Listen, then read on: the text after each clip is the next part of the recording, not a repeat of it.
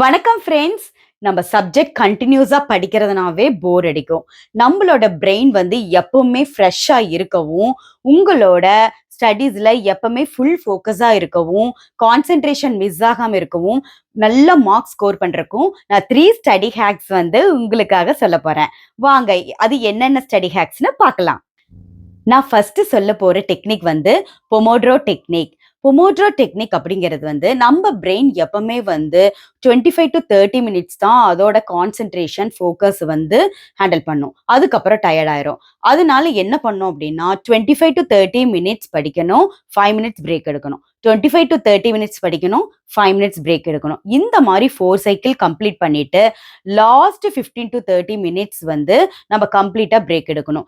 இந்த பிரேக் ஆனது ஒரு லைட் வாக்கிங், ஸ்ட்ரெச்சிங், அது மட்டும் இல்லைன்னா இந்த 15 to 30 மினிட்ஸ் சைக்கிளிங் அப்படிதான் இருக்கணும் உங்களோட பிரேக்குங்கிறது.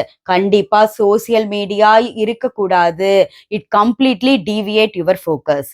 ஸோ இந்த டெக்னிக் ஃபாலோ பண்ணுங்க. நம்ம செகண்டா பார்க்க போற டெக்னிக் வந்து ஆக்டிவ் ரீகால். ஆக்டிவ் ரீகால் அப்படிங்கிறது நீங்க படிச்சுட்டே இருந்தாலும் நோட்ஸை ஹைலைட் பண்ணிட்டே இருந்தாலும் கண்டிப்பா உங்க மெமரியில வந்து அது ரெஜிஸ்டர் ஆகாது. நீங்க அந்த 4 சைக்கிள்ஸ் முடிஞ்சு 15 to 30 மினிட்ஸ் பிரேக் எடுக்கும்போது நீங்க என்ன படிச்சீங்களோ அதை வந்து ரீகால் பண்ணி பார்க்கணும். அந்த இம்பார்ட்டன்ட் பாயிண்ட்ஸ் எல்லாம் வந்து இம்பார்ட்டன்ட் ஹெட் நோட்ஸ் எல்லாம் வந்து ரீகால் பண்ணி பார்க்கறதுனால உங்களோட மெமரி வந்து ஸ்ட்ரென்தன் ஆகும்.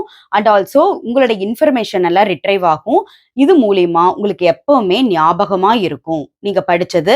அப்புறம் உங்க கான்செப்ட் அண்டர்ஸ்டாண்டிங் ஆகும். Third technique is interleaving. Interleaving technique அப்படிங்கிறது வந்து நீங்க ஒரே சப்ஜெக்டை வந்து 3 ஹார்ஸ் தொடர்ந்து படிக்கும்போது உங்களோட ஃபோக்கஸ் வந்து டீவியேட் ஆகும்.